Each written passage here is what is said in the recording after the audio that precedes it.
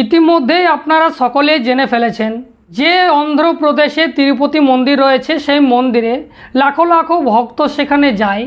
আর সেখানে যে প্রসাদ অর্থাৎ যে লাড্ডু ব্যবহার করা হয়, সেই লাড্ডুতে গরুর চর্বি এবং মাছের তেল পাওয়া গেছে। আর এই খবর জানতেই সারা দেশে কিন্তু হট্টগোল শুরু হয়েছে। রাজনীতি মহলও কিন্তু কাদা ছড়াছড়ি শুরু হয়েছে। এখানে বহু নিউজ রিপোর্টার রয়েছে, তারা নিজেদের মতো নিউজ বলেছে। বহু ইউটিউবার রয়েছে, তারা নিজেদের মতো বলছে, এবং অনেকেই বিভিন্ন রকম কিন্তু সোশ্যাল মিডিয়ায় লিখছে। আমি সেই সকল কথা এখানে বলতে আসিনি। আমি যে কথাগুলো আপনাদের সামনে তুলে ধরব, হয়তো আপনাদের অনুভূতিতে আঘাত লাগতে পারে, কিন্তু আমি আঘাত লাগার জন্য এই কথা বলছি না। আমি শুধু জাস্ট আপনাদেরকে এই 21st সেঞ্চুরিতে দাঁড়িয়ে, আধুনিক যুগে দাঁড়িয়ে আপনাদেরকে শুধু চিন্তা আর মনন্থন করার জন্য আমি এই কথাগুলো বলবো।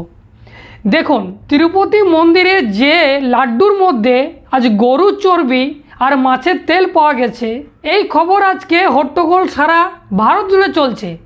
কিন্তু একবার আপনারা চিন্তা করুন তো, যে তিরুপতি বালাজি মন্দিরে যে ব্রাহ্মণ পণ্ডিতদের দ্বারা ঠাকুর খায়, ঠাকুর কথা বলে, আপনারা যে প্রসাদের থালি নিয়ে যান পুজো দেওয়ার জন্য, সে থার্ড পার্টি হিসাবে আপনাদের পুজো সেই পণ্ডিতগণ দিয়ে দেয়।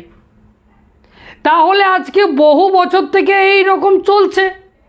যে লাড্ডুতে গরুর চর্বি বা মাছের তেল মেশানো হতো, তাহলে এই পণ্ডিতেরা যাদের সাথে সরাসরি ঠাকুরের কথাবার্তা হয়, কন্ট্যাক্ট থাকে, তাহলে তারা কেন বলতে পারলো না যে এই লাড্ডুর মধ্যে গরুর চর্বি আছে? সেটা কিভাবে পাওয়া যাচ্ছে না, বহু এবং নিউজ চ্যানেল রয়েছে যেখান থেকে উঠে আসছে যে এটা ল্যাবে টেস্ট করার পরে এই তথ্য উঠে এসেছে যে হ্যাঁ, এখানে গরুর চর্বি এবং মাছের তেল ব্যবহার করা হয়েছে। এখানে আরেকটা প্রশ্ন জন্মায়, যে ভগবান সে মন্দিরে বিরাজমান, কেউ কিন্তু এই পণ্ডিতদেরকে কানে এসে বলে যায়নি যে লাড্ডুর মধ্যে গরুর চর্বি মেশানো হয়। কে বলছে? বিজ্ঞান বলছে, সায়েন্স বলছে, টেকনোলজি বলছে। ল্যাবে টেস্ট করার পরে ধরা পড়ছে। তার মানে এরা কত বড় গান্ডু, কত বড় মূর্খ,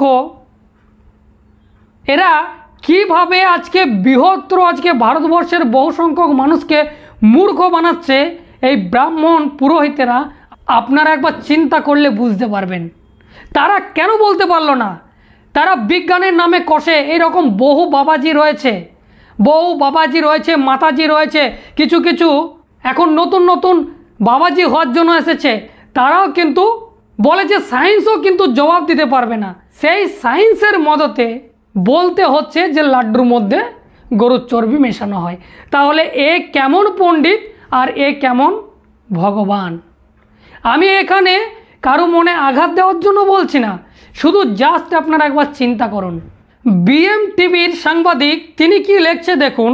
তিনি বলছেন, जब भगवान को भी नहीं पता चला कि प्रसाद में चर्बी और मछली का तेल मिला हुआ है, तो ऐसे भगवान से क्या फ़ायदा। উনি বলতে চাইছেন, যখন ভগবান নিজেই জানে না যে তার প্রসাদের মধ্যে, তার লাড্ডুর মধ্যে গরুর চর্বি আর মাছের তেল মেশানো হয়, তাহলে সেই ভগবান নিজেই জানে না, তাহলে এমন ভগবানের প্রয়োজন কি? তাহলে এখানে যে বা যারা আজকে পুজো দেওয়ার নাম করে সেই মন্দিরে যায়, বলে তারা কি সত্যি সেই ভগবানের কাছ থেকে সুফল কিছু পাবে? শুধুমাত্র বিশ্বাস ছাড়া, মনের সন্তুষ্টি ছাড়া আর কিছুই পাবেন না, এটা আজকে নিশ্চিত আবার হয়ে গেল। কারণ কি একটাই, যে এই ভগবানও বলতে পারলেন না যে তার প্রসাদে গরুর চর্বি বা মাছের তেল মেশানো হয়, সেটা বিজ্ঞানের পদ্ধতিতে বলা হচ্ছে। কি মনে হয় এই বিষয়গুলো নিয়ে? অবশ্যই আপনারা কমেন্ট করে জানাবেন। যদি প্রথমবার আপনারা ফেসবুকে দেখে থাকেন, ফলো করে নেবেন। ইউটিউবে গিয়ে সার্চ করুন দ্য লং প্রসেস, সেখানে সাবস্ক্রাইব করে রাখুন, কারণ আমি এই ধরনের কন্টেন্ট নিয়ে আসি। এখন এই পর্যন্তই, ধন্যবাদ।